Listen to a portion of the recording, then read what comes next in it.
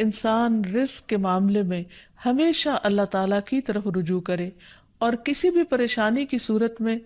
غیر اللہ کی طرف رجوع نہ کرے، یعنی اپنے دکھ، تکلیف، پریشانی، اس کا داستان، اس کی بپتا صرف اللہ تعالیٰ کو سنائے، اسی سے دعائیں مانگے، اور یہ مت سمجھے کہ اللہ تعالیٰ نہیں سنتا تو وہ کسی اور کے در پر جا کر اپنی مشکل بیان کر کے اسے مشکل کشا سمجھتے ہوئے اس سے اپنی حاجات پوری کروا سکتا ہے۔ قرآن مجید میں اللہ تعالیٰ فرماتے ہیں وَاللَّهُ جَعَلَ لَكُم مِّنْ أَنفُسِكُمْ أَزْوَاجًا وَجَعَلَ لَكُم مِّنْ أَزْوَاجِكُمْ بَنِينَ وَحَفَدًا وَرَزَقَكُم مِّنَ الطَّيِّبَاتِ أَفَبِالْبَاطِلِ يُؤْمِنُونَ وَبِنِعْمَةِ اللَّهِ هُمْ يَكْفُرُونَ وَيَعْبُدُونَ مِن دُونِ اللَّهِ مَا لَا يَمْلِكُ لَهُمْ رِزْقًا مِّنَ السَّمَاوَاتِ وَالْأَرْضِ شَيْئًا وَلَا يَسْتَطِيعُونَ۔ اور اللہ نے تمہارے لیے خود تم ہی سے بیویاں بنائیں اور تمہارے لیے تمہاری بیویوں سے بیٹے اور پوتے بنائے اور تمہیں پاکیزہ چیزوں سے رزق دیا، تو کیا وہ باطل کو مانتے ہیں اور اللہ کی نعمت کا انکار کرتے ہیں؟ اور وہ اللہ کے سوا ان کی عبادت کرتے ہیں جو نہ انہیں آسمانوں اور زمین سے کچھ بھی رزق دینے کے مالک ہیں اور نہ وہ طاقت رکھتے ہیں۔ تو اس آیت سے واضح طور پر پتہ چلتا ہے کہ اللہ کے رزق کے خزانے صرف ان کا مالک اللہ ہی ہے، اس کے علاوہ کوئی نہیں۔ اگر اللہ تعالیٰ کسی کو رزق نہ دے تو کوئی اور کچھ بھی نہیں دے سکتا، کیونکہ اللہ تعالیٰ نے ملکیت کے یہ سارے اختیارات اپنے پاس رکھے ہوئے ہیں، کسی اور کو نہیں دیے۔ جیسا کہ ایک اور آیت میں آتا ہے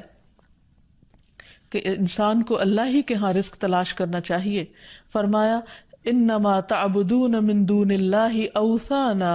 وتخلقون افکا ان الذین تعبدون من دون اللہ لا یملکون لکم رزقا فابتغوا عند اللہ الرزق واعبدوہ واشکروا لہ الیہ ترجعون۔ تم اللہ کے سوا چند بتوں ہی کی تو عبادت کرتے ہو اور تم سراسر جھوٹ گھڑتے ہو۔ بلا شبہ اللہ کے سوا جن کی تم عبادت کرتے ہو تمہارے لیے کسی رزق کے مالک نہیں،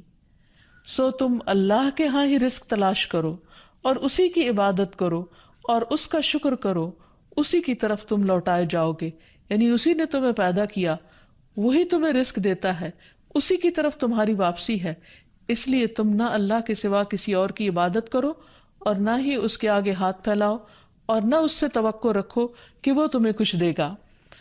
بلکہ اس کے مقابلے میں پورے یقین کے ساتھ اللہ تعالیٰ سے ہی مانگتے رہو،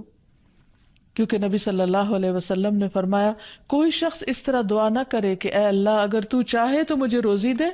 بلکہ پختگی کے ساتھ سوال کرے، پورے عزم کے ساتھ سوال کرے، کیونکہ اللہ جو چاہتا ہے کرتا ہے اور اس پر کوئی جبر کرنے والا نہیں ہے۔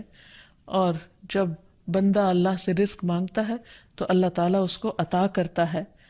نبی صلی اللہ علیہ وسلم نے فرمایا جب تم اللہم ارزقنی کہو گے تو اللہ تعالیٰ فرمائے گا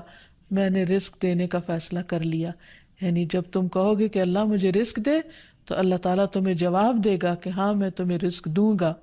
اس لیے اس حوالے سے مکمل طور پر اللہ سبحانہ وتعالیٰ پر بھروسہ کرنا چاہیے، اللہ تعالیٰ کا تقوی کرنا چاہیے، یعنی اللہ تعالیٰ سے ڈرتے رہنا چاہیے، اور رزق کی تلاش میں حرام راستے اختیار نہیں کرنے چاہیے، کیونکہ اللہ سبحانہ وتعالیٰ کا وعدہ ہے وَمَن يَتَّقِ اللَّهَ يَجْعَل لَّهُ مَخْرَجًا وَيَرْزُقْهُ مِنْ حَيْثُ لَا يَحْتَسِبُ۔ جو اللہ کا تقوی اختیار کرے گا اللہ تعالیٰ اس کے لیے مشکل سے نکلنے کی کوئی راہ ضرور بنا دے گا اور اس کو وہاں سے رزق عطا کرے گا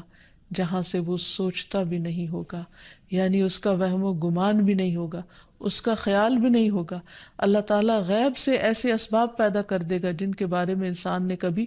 سوچا نہ ہوگا، لیکن شرط یہ ہے کہ جب انسان کے اوپر آزمائش کا وقت ہو تو اس وقت وہ اللہ تعالیٰ سے حلال ہی کو طلب کرتا رہے اور پریشان ہو کر حرام راستے اختیار نہ کرے۔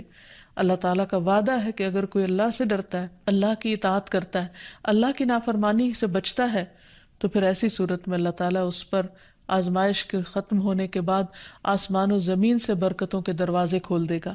فرمایا وَلَوْ أَنَّ أَهْلَ الْقُرَىٰ آمَنُوا وَاتَّقَوْا لَفَتَحْنَا عَلَيْهِمْ بَرَكَاتٍ مِّنَ السَّمَاءِ وَالْأَرْضِ۔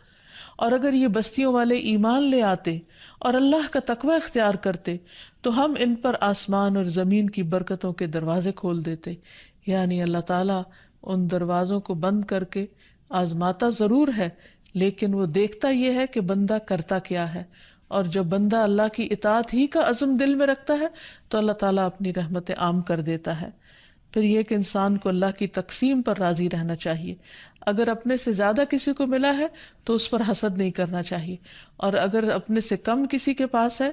تو اس کے اوپر اس کو حقیر نہیں سمجھنا چاہیے، بلکہ انسان کی قدر کرنی چاہیے، اور ہمیشہ یہ سوچنا چاہیے کہ اس کو مجھ سے زیادہ دینے والے کو بھی دینے والا رب ہے، مجھے بھی میرے رب نے ہی دیا ہے، اور جس کے پاس کم ہے اس کا بھی مالک وہی ہے.